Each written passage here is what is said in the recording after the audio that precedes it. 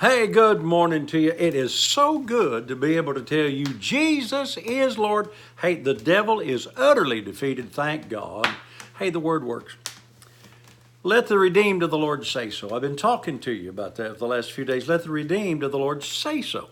You got to say it, and I'm the redeemed. Let me read to you again out of Galatians chapter 3. It says, Christ hath redeemed us, me. I read it just exactly like it says. Christ hath redeemed us from the curse of the law. Well, you got to know what the curse is. So go over here to Deuteronomy chapter 28. And you're going to have to spend some time meditating in this to realize I'm redeemed from sickness. I'm redeemed from lack, poverty, scarcity. I'm redeemed from doing without. I'm redeemed from my wife not loving me. She's redeemed from me not loving her. We're on a perpetual honeymoon. We are having the time of our life. But what you got to do is spend time meditating to find out what you're redeemed from. Some people have never even read Deuteronomy 28. I read it from time to time just to realize what all Jesus redeemed me from, so that when the devil tells me I got to have something, I don't have to have it. Now, let me just tell you this. The other day, we had leftovers. I told Pat, fix some leftovers, but she said, it's on the table. Come and get it. Well, then I had to get up from my couch, I'm pointing to it, over there to the table and receive that which she had prepared. A little while from now, a couple of hours, our granddaughter Zoe's going to come over and spend the evening with us, have dinner, spend the night. She's already told us what she wanted for dinner. We're going to fix it, but she's got to receive it. It's one thing to know that all the goodies are on the table. It's another thing to sit down and receive it. I'm redeemed, like I told you the other day. It's still cold and raining out here. I'm redeemed from that because I'm here in my nice warm house, sitting in front of my fire, enjoying the blessings of God. I don't have to go outside and be in that yuck. Now, I've been out in it a time or two today, but I'm redeemed.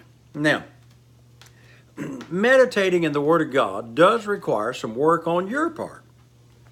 You're going to have to find out what God said and then receive it and act on it by meditating.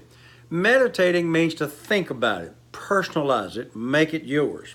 Go to Deuteronomy 28 and say, I'm redeemed from that, until you realize that you're the redeemed and not do it. So I'm going to tell you a story today. 5, 6, 7 years ago, pretty good while back, I started having trouble with my left knee. Man, I'm telling you, my left knee hurt so bad, I could hardly walk. I hobbled around for a few days. I couldn't sleep at night because the pain was so great.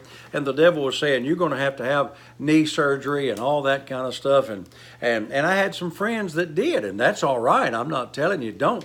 But, I was meditating one day, and I said, Father, I've had a little trouble with this. Lasted for about a week. And I said, usually I receive a healing in just a matter of moments or days at the most. I need some help on this. And I remembered that I'm redeemed from the curse of the law. So I went to Deuteronomy 28, and I remembered this. Verse 35. Thou shalt be smitten in the knees and in the legs with a sore box that thou cannot be healed from. There was. I said, Lord, I hadn't been able to get my healing on this one. And there it is. I'm redeemed from that. And it goes on to say every sickness and every disease that's not listed therein, we're redeemed. But I went to that specifically and said, I'm redeemed from being smitten in the knees. Now listen to me, please. Listen to me. Like I said, a couple of my good friends, one's a good pastor friend of mine, they decided to go have knee replacement surgery. And I watched what they went through. Buddy, it was awful. I mean, they went through 6 months of pain, 6 months of reconditioning, and even a couple of years later, they're still having a little trouble. And I decided, well, that's all right. They do the best they can, but I'm redeemed from that. And so I began to mix faith with that. And I'll finish the story tomorrow. But I began to mix faith with that redemption paid for the price for my healing of my knees, and I didn't have to have surgery. I'm also redeemed. One of the curses in here to be redeemed from is to be redeemed from the sword. That's a cutting instrument. So Pat and I believe that we're redeemed from the sword, which means we don't have to have surgery. Not that that's all wrong. I'm just telling you, God's got it set up for your redemption. So let the redeemed of the Lord say so. Till I'm with you tomorrow, saints. I'm redeemed. You're redeemed. Remember all day, hey, Jesus is Lord. Thank God the word works.